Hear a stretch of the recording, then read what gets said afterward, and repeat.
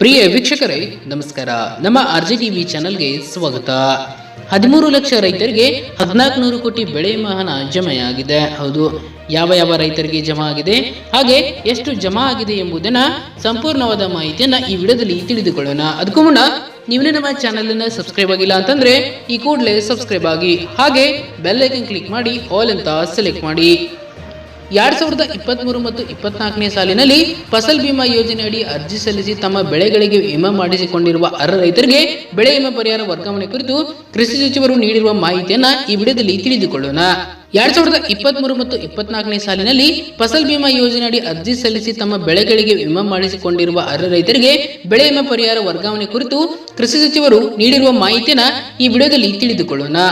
ಫಸಲ್ ಬಿಮಾ ಯೋಜನೆ ಅಡಿಯಲ್ಲಿ ತಾವು ಬೆಳೆದಿರುವ ಬೆಳೆ ವಿಮೆಗಾಗಿ ಈ ವರ್ಷ ಸುಮಾರು 25 ಲಕ್ಷ ಜನ ರೈತರು ಹೆಸರನ್ನ ನೋಂದಾಯಿಸಿಕೊಂಡಿದ್ದು, ಮಾರ್ಚ್ 2024 ತಿಂಗಳ ಅಂತ್ಯದ ವೇಳೆಗೆ 13 ಲಕ್ಷ ರೈತರಿಗೆ 1400 ಕೋಟಿ ಮೊತ್ತವನ್ನು ಬೆಳೆ ವಿಮೆ ವರ್ಗಾಯಿಸಲಾಗುವುದು ಎಂದು ಕೃಷಿ ಸಚಿವ ಚಲುವನಾರಾಯಣಸ್ವಾಮಿ ಅವರು ಮಾಹಿತಿ ಹಂಚಿಕೊಂಡಿದ್ದಾರೆ.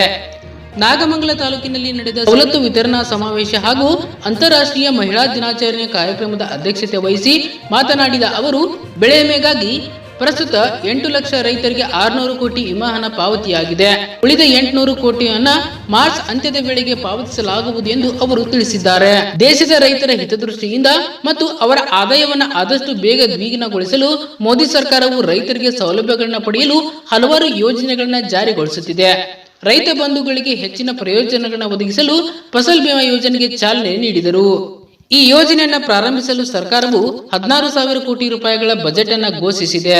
ರೈತ ಸಹೋದರರು ತಮ್ಮ ಬೆಳೆಗಳ ಶೇಕಡಾವಾರು ಮೊತ್ತವನ್ನ ವಿಮಾ ಕಂಪನಿಗಳಿಗೆ ಪಾವತಿಸಬೇಕಾಗುತ್ತದೆ. ಇದರಲ್ಲಿ ಅವರು ಖಾರಿಫ್ ಬೆಳೆಯಲ್ಲಿ 2% ಮತ್ತು ರಬಿ ಬೆಳೆಯಲ್ಲಿ 1.5% ಪಾವತಿಸಬೇಕಾಗುತ್ತದೆ.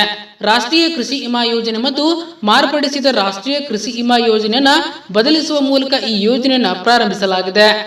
ರೈತನ ಬೆಳೆಗಳು ಯಾವುದೇ ಕಾರಣದಿಂದ ಹಾಳಾಗಬಾರದು ಅಥವಾ ಪ್ರಕೃತಿ ವಿಕೋಪಕ್ಕೆ ತುತ್ತಾಗಿ ಸಾಕಷ್ಟು ನಷ್ಟ ಅನುಭವಿಸಿ ಆರ್ಥಿಕವಾಗಿ ಮಾನಸಿಕವಾಗಿ ಅಸ್ವಸ್ಥಗೊಂಡ ಈ ಸಮಸ್ಯೆಯಿಂದ ಆತ್ಮಹತ್ಯೆ ಮಾಡಿಕೊಳ್ಳುವುದು ಹಲವು ಬಾರಿ ಸಂಭವಿಸುತ್ತದೆ.